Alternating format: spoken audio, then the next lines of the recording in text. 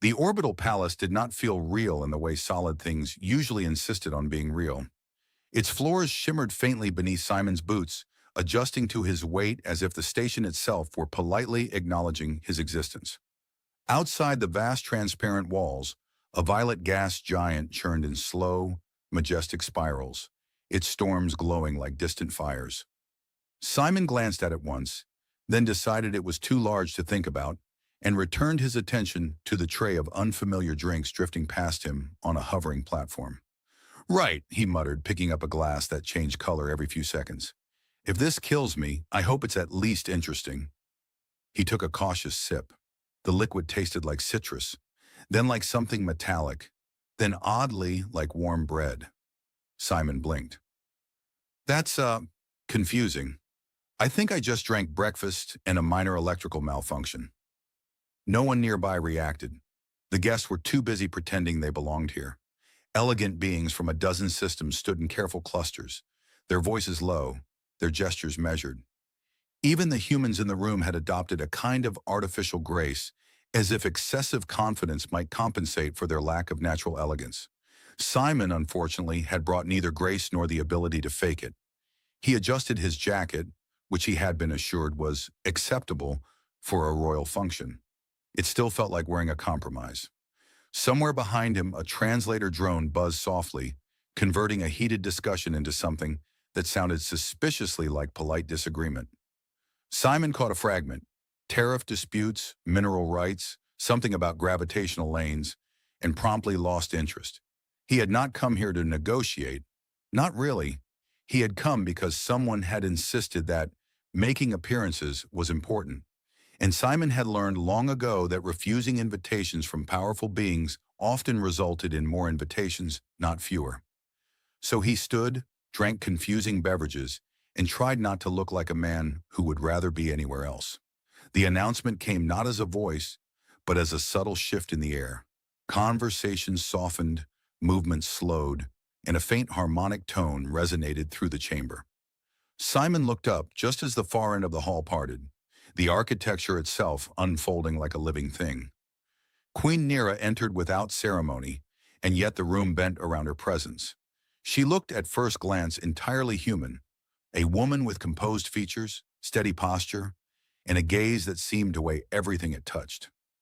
But then there were the ears, long, elegant, extending back along her head in a smooth, refined arc, marking her unmistakably as something more, or something other.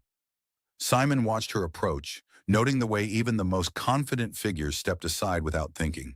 She did not demand space. Space simply happened around her. "Well," Simon murmured under his breath, "that's subtle." He considered briefly leaving. It seemed like the sensible choice. Unfortunately, he had already been noticed by someone important enough to point him out, and moments later he found himself being gently but firmly guided forward. "Ah," he said to no one in particular, "this is how mistakes begin." When he finally stood before her, Simon realized two things. First, she was closer to his height than he expected. Second, her eyes were far sharper than anyone's had a right to be. There was a pause, the kind that stretched just long enough to become uncomfortable. Simon cleared his throat. "Hello," he said, offering a small, polite smile. "Nice palace. Very structurally ambitious." It was not the correct thing to say. He knew this immediately, but it was the thing he had already said, and there was no retrieving it now. For a fraction of a second, something flickered in her expression. Not offense, not quite amusement, something in between. "Welcome," she replied, her voice calm, measured, carrying easily despite its softness. "You are—" She stopped, not gradually, not hesitantly, completely.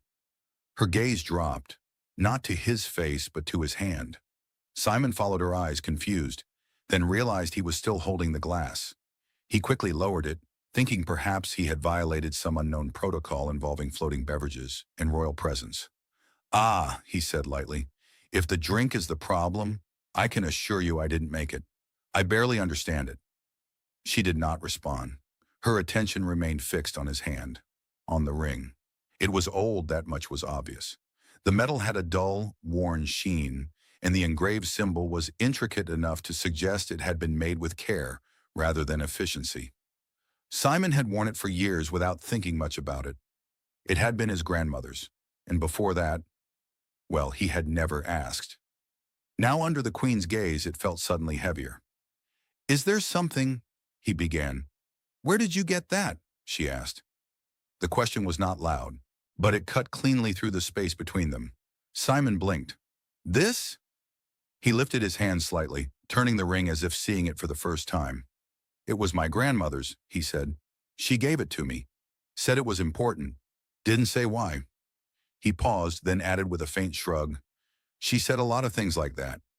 The Queen did not move. The entire room, Simon realized, had gone very quiet.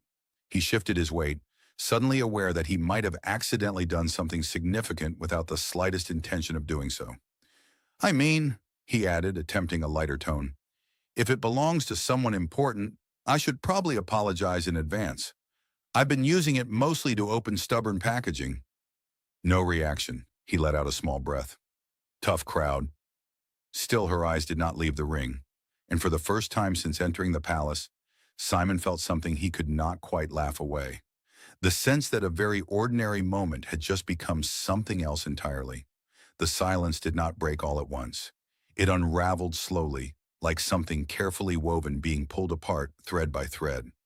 Simon became aware of it in layers. The way conversations at the far end of the hall had simply ceased. The way a hovering server unit paused mid-path as if unsure whether to continue existing. The way several diplomats had suddenly developed an intense interest in not looking directly at the Queen. Queen Nira did not raise her voice. "Clear the chamber." The words were quiet, but they moved through the air with a kind of authority that made resistance feel like a misunderstanding of reality itself. There was no hesitation. No one questioned it. Guests began to leave in a controlled, orderly flow, though Simon noticed more than one individual attempting to walk with dignity while very clearly wanting to run.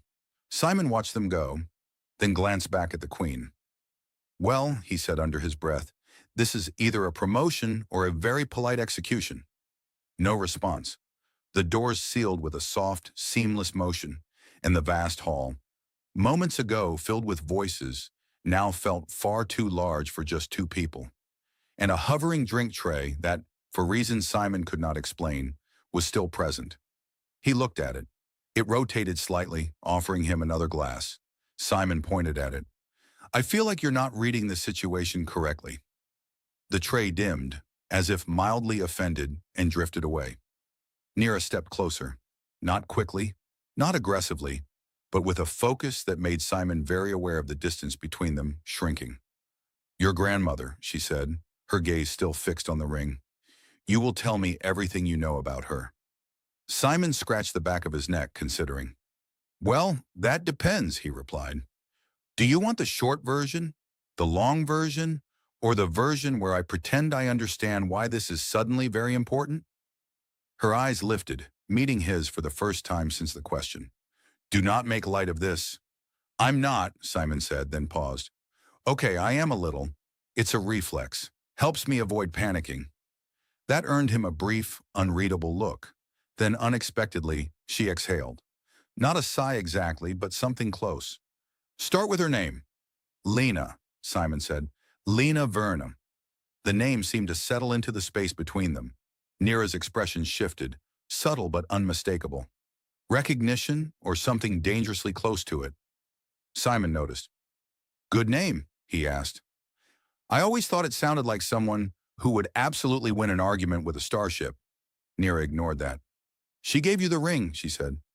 "Yeah, years ago." Simon lifted his hand slightly, turning it again. "Said it was payment." "Payment for what?" Simon hesitated, then shrugged. "For helping people." "That is not specific." "It's not meant to be," he replied. "That's how she told it. She didn't like details when it came to that kind of thing. Said if you help someone, you didn't keep score." Nira's gaze sharpened. "People," she repeated. "What people?" Simon leaned slightly to the side as if trying to recall something just out of reach. "She mentioned a group once," he said slowly. "Travelers. Refugees, maybe. Came through a place she lived when she was younger. They needed somewhere to hide for a while. And she gave it to them." "Of course she did," Simon said, as if the answer were obvious. She had a habit of doing that. Strangers, neighbors, anyone who looked like they needed help. Drove my grandfather completely insane. Nira did not smile, but something in her posture changed. Did she describe them? She asked. Simon frowned slightly. Not really, he admitted. She avoided that part, said it didn't matter who they were, just that they were in trouble. Nira took another step closer. Think carefully. Simon held up his hand slightly. I am thinking carefully, he said. This is me being very careful. Normally, I would have made at least 3 bad jokes by now. A pause. We are 2, he corrected. For a moment, the tension shifted. Not gone, but altered, as if his refusal to fully surrender to it had forced it to adjust. Then Nira spoke again. Did she ever mention a child? Simon blinked. A child? Yes, he considered. Maybe, he said slowly. There was something. I remember her saying once that one of them didn't speak much, stayed close to her the whole time. I think she said the kid used to watch everything, like they were trying to memorize it. Nira's breath stilled. Simon noticed that too. She said the kid didn't trust anyone at first. He continued more carefully now. But eventually, they started following her around, like a shadow. The silence returned, but this time it felt different. He shifted his weight again. Look, he said more gently, I don't know why this matters so much, but if you're expecting some grand story, you're probably going to be disappointed. She never told it like that. To her, it was just something she did. Nira's eyes dropped back to the ring. Just something she did, she repeated. Simon nodded. Yeah, that was kind of her whole philosophy. Do the thing, don't talk about the thing, definitely don't accept credit for the thing. Very inconvenient for storytelling, honestly. A faint pause. Then almost imperceptibly, something at the corner of Nira's expression shifted. Not quite a smile, but not entirely absent of one either. Simon caught it. There it is, he said quietly.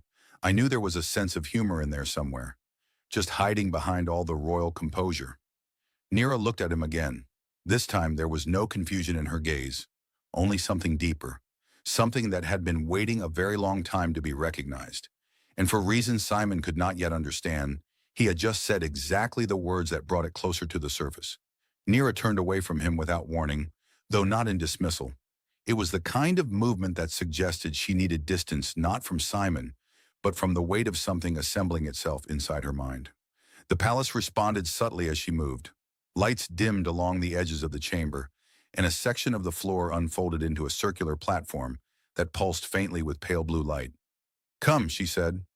Simon looked behind him, just in case she had meant someone else. The empty hall confirmed she had not. Right, he said, following. If this turns into a trapdoor situation, I'd like it officially noted that I had concerns. The platform reacted to his step with a soft hum. For a moment, nothing happened. Then the air above it rippled, folding inward like liquid glass. Lines of light formed, intersecting, expanding into a suspended lattice of data. Fragments of symbols, incomplete records, and shifting geometries that seemed to rewrite themselves faster than he could follow. Simon tilted his head. Okay, he said slowly.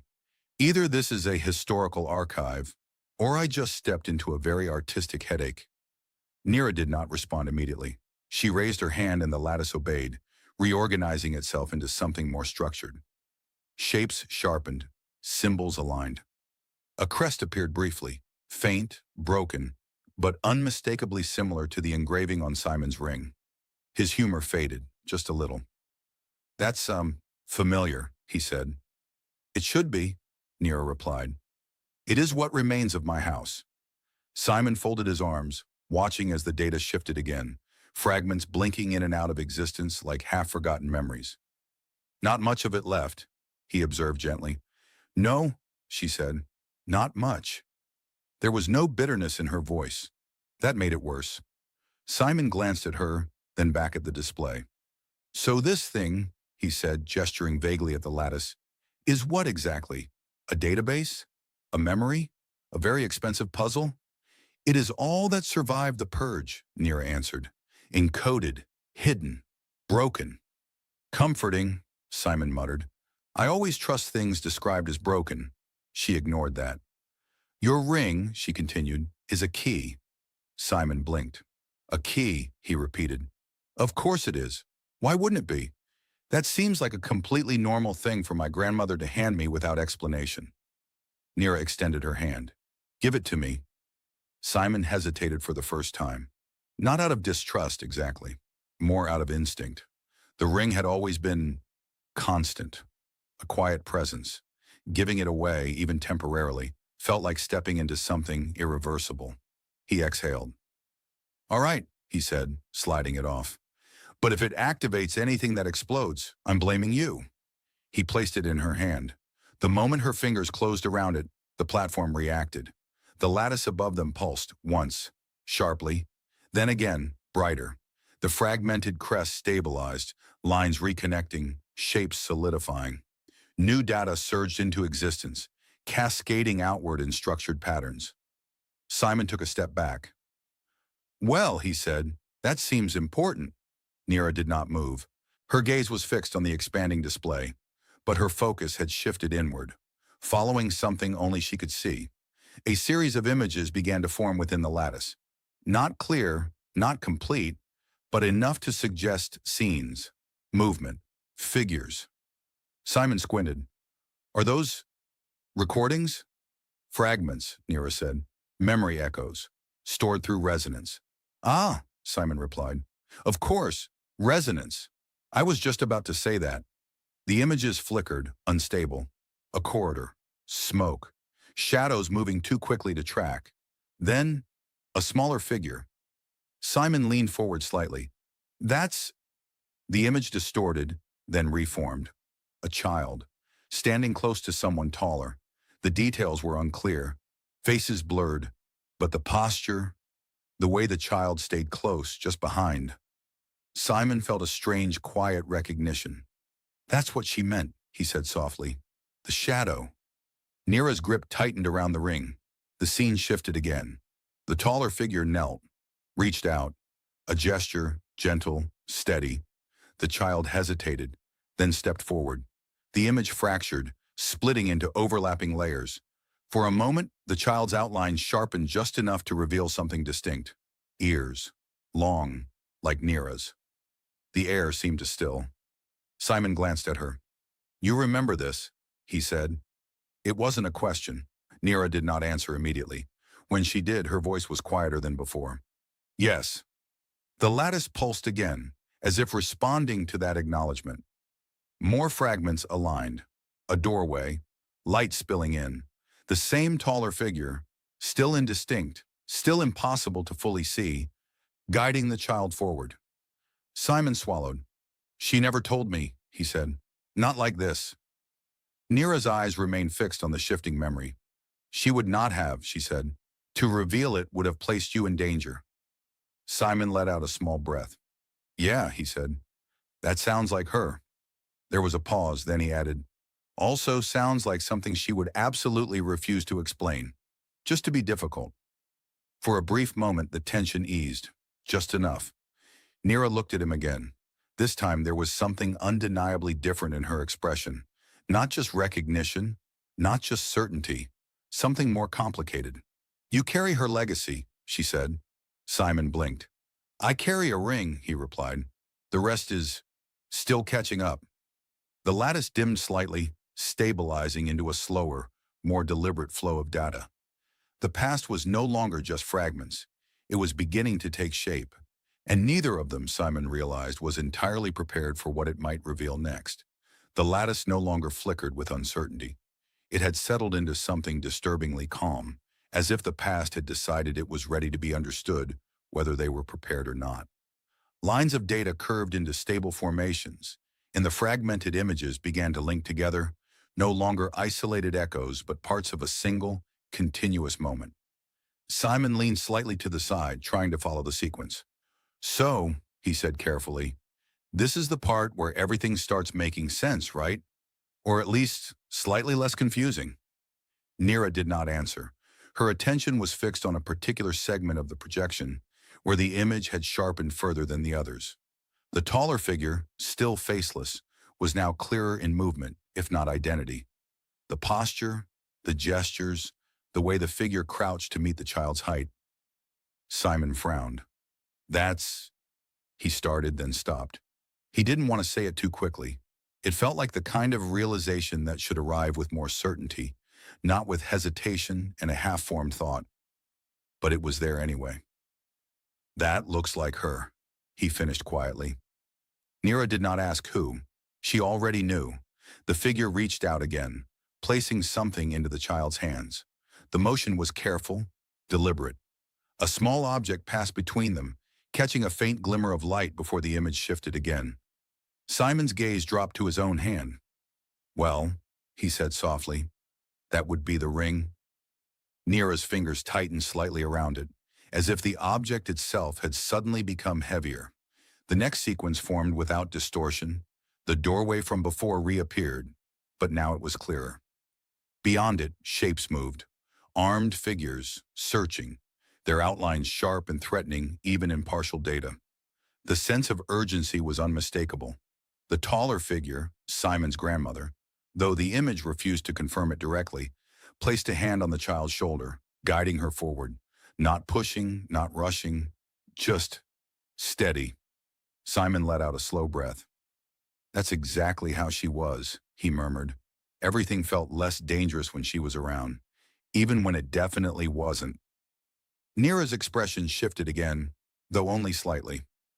She did not hesitate, she said. No, Simon replied. She didn't do that either. Very inconvenient trait, honestly. Made it impossible to argue with her.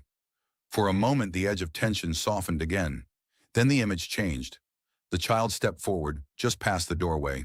The taller figure remained behind, turning slightly as if preparing to face whatever was coming. The data trembled. A surge of interference rippled through the lattice, distorting the scene. The outlines blurred, the light fractured, and for a brief second, everything threatened to collapse back into fragments. Nira reacted instantly. Her hand lifted, not touching the projection but commanding it, stabilizing the flow through some unseen interface. Hold, she said.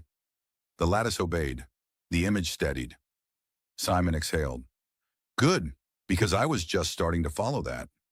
The scene resumed. The child hesitated at the threshold, looking back. That moment stretched. Simon felt it, even through the abstraction.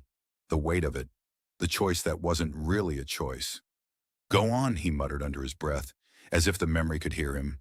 The child turned, moved forward, and disappeared beyond the doorway. The taller figure remained. Then the image cut.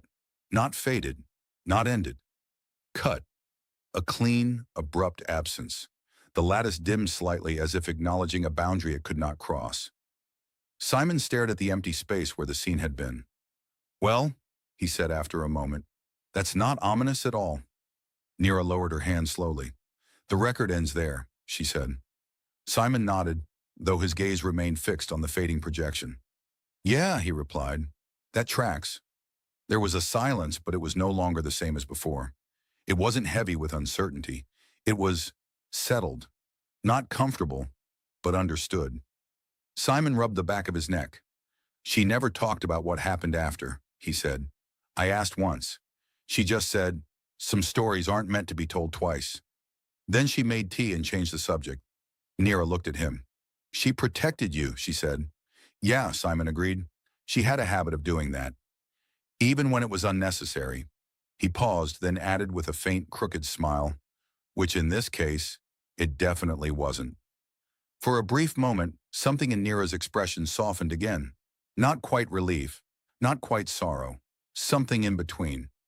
She gave you the ring, Nira said, more to herself than to him. Not as payment. Simon glanced at her. No, he said, that wasn't her style. If she accepted it at all, it was probably because refusing would have hurt someone's feelings. Nira considered that. Then slowly she turned the ring in her hand, studying it not as an artifact, but as something far more personal. This was not a transaction, she said. Simon nodded. Yeah, he replied. It never was. The lattice dimmed further, retreating into a quieter state.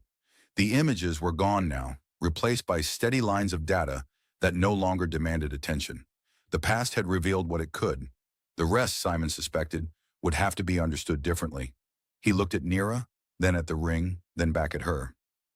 So, he said carefully, I'm starting to get the feeling this wasn't just a coincidence. Nira met his gaze. No, she said. Simon let out a slow breath. All right, he murmured.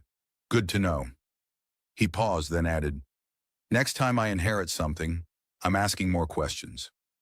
For the first time since the chamber had emptied, the silence that followed was not tense. It was something else, something quieter, something that felt unexpectedly like the beginning of an answer rather than the end of a question.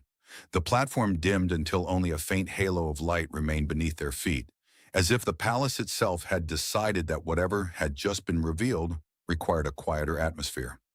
Simon shifted slightly, rubbing his fingers together as though he could still feel the absence of the ring there. Strange, he said. Feels like I just lent out a piece of my hand.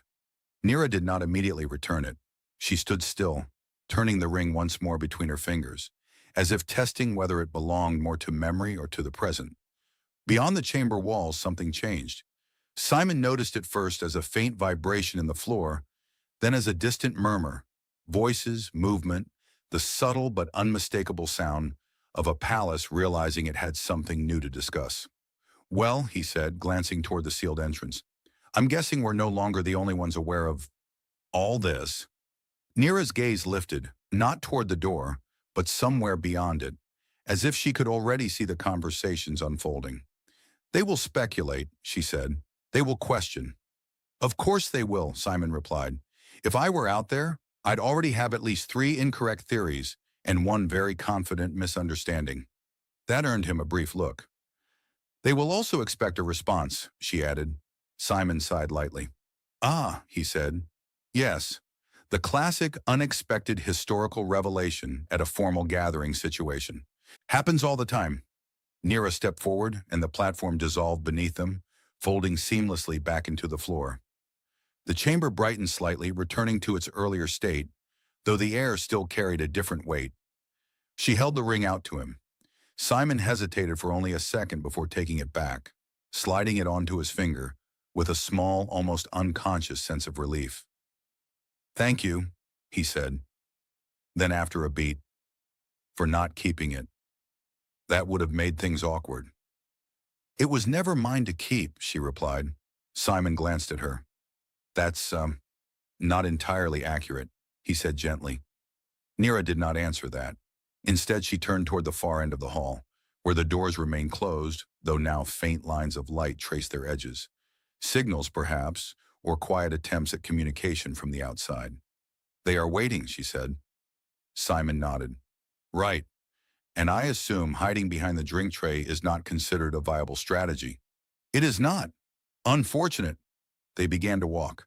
Their pace was measured, but not slow. Each step carried a sense of inevitability, as though the moment ahead had already decided to exist and was simply waiting for them to arrive. Simon adjusted his jacket again. So, he said, before we go out there, I feel like I should ask, what exactly am I now? Because I'm fairly certain I walked in as a traitor, and I have a strong suspicion I am not leaving as one. Nira's expression remained composed, but her answer came without hesitation. You are a connection, she said, between what was lost and what remains. Simon blinked. That sounds important, he said, and also like something I am deeply unqualified for. You are precisely qualified, she replied. You carry her choice. Simon considered that. Then he exhaled. All right, he said. I'm going to need a simpler version of that eventually, preferably one that fits into a conversation without causing a diplomatic incident. A faint pause, then, unexpectedly, you are someone my mother trusted, Nira said. Simon stopped walking, not dramatically, just enough for the moment to register. That, he said quietly, is a lot harder to joke about. Nira did not turn, but she did not continue forward either. For a second, they simply stood there, the distance between past and present narrowing into something almost tangible. Then Simon shook his head lightly. Well, he added with a softer tone, She had excellent judgment, usually, except when it came to adopting stray problems, which I now realize I may have inherited. Nira resumed walking. Then perhaps that trait will be useful, she said. Simon followed, a small smile returning despite everything. Careful, he replied. If you say things like that, I might start thinking this is an invitation. It is, Nira said. Simon blinked again. Ah, he said. Well, good. I prefer clear communication, less room for accidental royal obligations. The doors ahead shifted, responding to their approach. The faint lines of light brightened, then parted, revealing the corridor beyond. Voices reached them immediately, low, controlled, but undeniably tense. Advisors, diplomats, observers, all waiting for something definitive. Simon slowed slightly. No pressure, he murmured. Nira stepped through without hesitation. The corridor fell silent the moment she appeared. Simon followed half a step behind, then adjusted his position instinctively until he stood beside her instead. He wasn't entirely sure why, but it felt correct. A figure approached, one of Nira's advisors, by the look of the intricate patterns woven into their attire. Their expression was carefully neutral, though their eyes flicked briefly to Simon's hand. To the ring. Your Majesty, the advisor said, inclining their head, we have received inquiries. I am aware, Nira replied. They will require clarification. They will receive it. A pause. The advisor hesitated, then added, and the human. Simon raised a hand slightly. Hello, he said. Still here. The advisor blinked. Nira's gaze remained steady. He is under my protection, she said, and under my authority. Simon tilted his head. Those sound like very official thing, he whispered. Should I be concerned? Only if you intend to leave, she replied quietly. He considered that, then smiled faintly. Noted, he said. The advisor stepped back, clearly reassessing everything they thought they understood about the situation. Simon watched them go, then glanced at Nira. So, he said, just to confirm, this is the part where everything becomes significantly more complicated, isn't it? Nira looked ahead, her expression calm, but her eyes carrying something new. Yes, she said. Simon nodded. All right, he replied. Good. I was starting to think this might be simple. The corridor did not return to normal after their appearance. It adjusted. Conversations resumed, but softer now, measured, as if every word might be overheard by history itself. Simon noticed how people stepped aside, not just for Nira, but for him as well. That, more than anything, unsettled him. He leaned slightly toward her. I don't like this, he murmured. People are making space for me. That's new. I don't trust it. They are reassessing you, Nira replied without slowing. Reassessing is a polite word for guessing wildly, Simon said. I've done that professionally. They moved through a series of curved passageways where the walls themselves displayed shifting streams of information. Symbols reorganized as they passed, reacting to Nira's presence. But now Simon noticed something else. The data flickered subtly when he came close, as if uncertain whether to include him. He pointed at it. See that? He said. Even your walls are confused about me. They are adjusting to your access level, Nira said. My access level? Simon repeated. That sounds dangerous. It is. Unusual. Great, he muttered. I've always wanted to be unusually dangerous in a building that controls gravity. They reached a narrower chamber, quieter, more contained. The doors sealed behind them with a low resonance, and the light shifted to a softer tone. At the center of the room stood a circular interface, different from the one before. Less fragmented, more deliberate. It hummed with a steady rhythm, like something patient and very old. Simon looked at it, then at her. Another puzzle? He asked. This one listens, Nira said. That's worse. She stepped forward and placed her hand just above the surface. The interface responded instantly, projecting a stable sphere of light, its surface covered in fine, intricate lines. Paths, records, connections. Simon approached more cautiously. So this listens, he said, and does it also judge? Because I feel like I'm about to be evaluated. It identifies, Nira replied, still not comforting. She glanced at him. Place your hand near it. Simon paused. Before I do that, he said, I would like to officially state that I am not responsible for whatever happens next. Noted. He took a breath, then extended his hand, holding it just above the surface. For a moment, nothing happened. Then the sphere reacted. Lines shifted rapidly, converging toward a single point. A faint pulse traveled outward, scanning, mapping. The light intensified briefly, then settled into a new configuration. Simon squinted. Did it just recognize me? Yes. That seems unlikely, he said. I barely recognize myself some mornings. The sphere expanded slightly, projecting a sequence of symbols that arranged themselves into a pattern similar to the crest they had seen before, but now more complete, more stable. Nira studied it closely. It is aligning your presence with the archive, she said. Simon lowered his hand slightly. And that means? It means you are no longer external to it. Simon stared at the sphere. Well, he said slowly, that sounds like I've been accidentally adopted by a very large, very ancient system.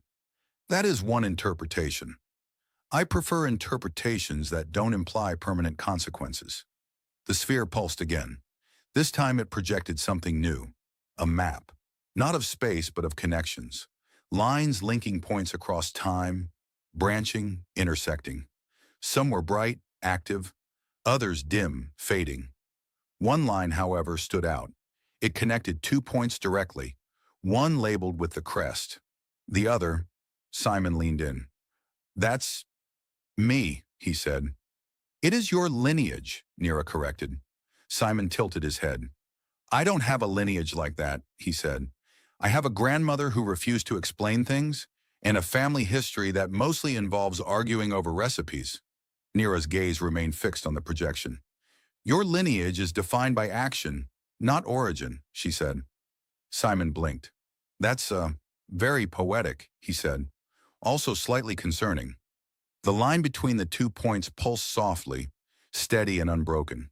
He watched it for a moment, then exhaled. All right, he said. So what does this actually do? Besides making me feel like I've just been promoted into something I didn't apply for? Nira moved her hand again, adjusting the interface. The archive is responding to you, she said. It will reveal what it has not revealed before. Because of the ring? Because of what the ring represents. Simon nodded slowly. Which is? He prompted. She looked at him. Trust, she said. He held her gaze for a moment, then let out a small breath. That's a heavy thing to inherit, he said. Yes. He considered that, then smiled faintly. Well, he added, on the bright side, at least it's not another responsibility involving paperwork. I assume your system doesn't require forms. Nira almost smiled. The sphere shifted again. New data began to surface, more stable than before. Records that had been hidden now aligned into readable sequences. Locations, coordinates, fragments of communication. Simon's expression sharpened. This isn't just history, he said. No, Nira replied. It is what remains unresolved. He looked at the lines, at the connections still active. Meaning someone, somewhere, is still part of this, he said. Yes. Simon leaned back slightly. Of course they are, he muttered, because why would anything ever be simple? The sphere pulsed once more, highlighting a specific path, a destination. Nira followed it immediately. Simon did too. He pointed. That one, he said.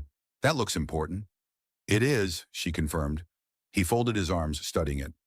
All right, he said after a moment. So let me guess. That leads to something we're definitely going to have to deal with. Yes, Simon nodded. Good, he said. I was starting to think this was just going to be a quiet historical discussion. He paused, then added with a small resigned smile.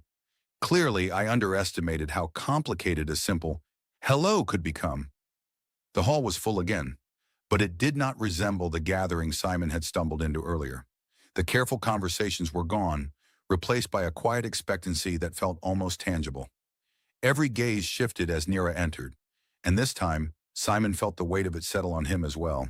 He leaned slightly toward her. I preferred it when no one knew who I was, he murmured.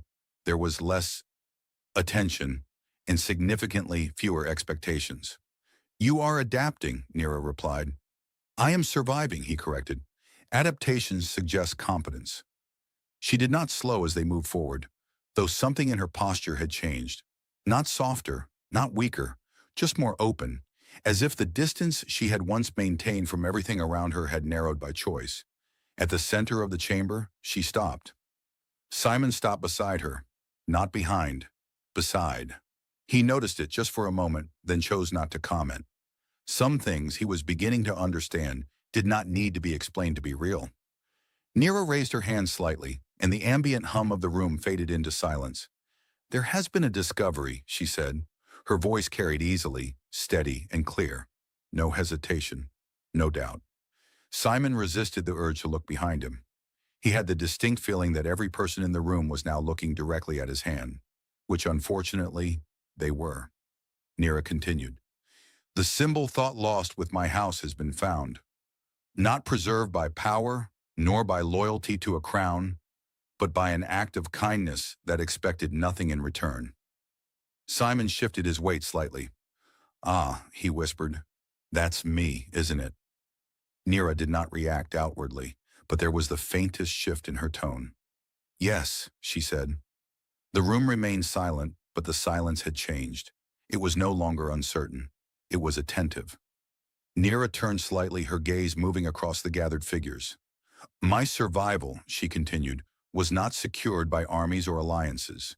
It was secured by a human who chose compassion over caution. That act was never recorded, never claimed, and yet it endured. Simon swallowed, then leaned a fraction closer. I feel like I should say something profound, he muttered, but all I've got is, she would have told you to stop making a fuss. Nira's expression shifted, just slightly. That, she said quietly, is why it matters. She turned back to the room. The debt of my house cannot be repaid, she said, but it can be honored. There was a pause. Then she extended her hand toward Simon. Not a command, an invitation. Simon looked at it, then at her. Well, he said softly, this is new. He hesitated for half a second, then stepped forward, taking her hand. It was a simple gesture, but the room seemed to adjust around it. This is Simon, Nira said. He carries the legacy of the one who saved me. Not by blood, but by choice. Simon raised his free hand slightly. Hello again, he said. Still not entirely sure how I got here, but I'm starting to suspect it was inevitable. A faint ripple of reaction moved through the chamber. Not laughter, not quite, but something close enough to ease the tension. Nira continued. He will remain, she said, not as a subject, not as an obligation, but as a bridge between what was lost and what will be built. Simon blinked. That sounds permanent, he whispered. It is, she replied. He considered that, then nodded slowly. All right, he said. Good. I prefer clarity, even when it's slightly terrifying. Nira released his hand, but the connection between them did not feel like it had ended. It had simply changed form. The room began to shift again, movement returning, voices rising carefully as the moment settled into understanding. Simon exhaled, then glanced at her. So, he said, just to confirm, I'm part of a royal court now. Yes. And this was decided without a formal application process. Yes. And I cannot return to being just a trader who complains about cargo delays. No, Simon nodded. All right, he said. I'll need better clothes. For the first time, Nira allowed a visible hint of amusement to surface. That can be arranged. He looked around the hall, then back at her. You know, he added, she would have liked this. Not the palace part. She would have complained about the ceilings. But the rest of it, the outcome. Nira's gaze softened, just slightly. Yes, she said. She would have. Simon looked down at the ring, turning at once. For the first time, it no longer felt like a question. It felt like an answer. He lifted his head again. Well, he said quietly, I suppose I should try to live up to it. Nira regarded him for a moment, then nodded. You already are. The noise of the hall returned fully now, but it no longer felt distant or overwhelming. It felt shared.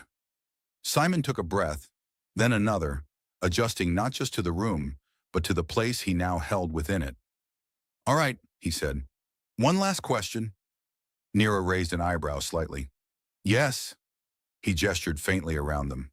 "In all of this, do I still get to make jokes?" A pause, then, "Yes." Simon smiled. "Good," he said, "because I'm definitely going to need that." And for the first time since he had stepped into the palace, the future did not feel like something he had wandered into by accident. It felt like something he was ready to walk into, on purpose.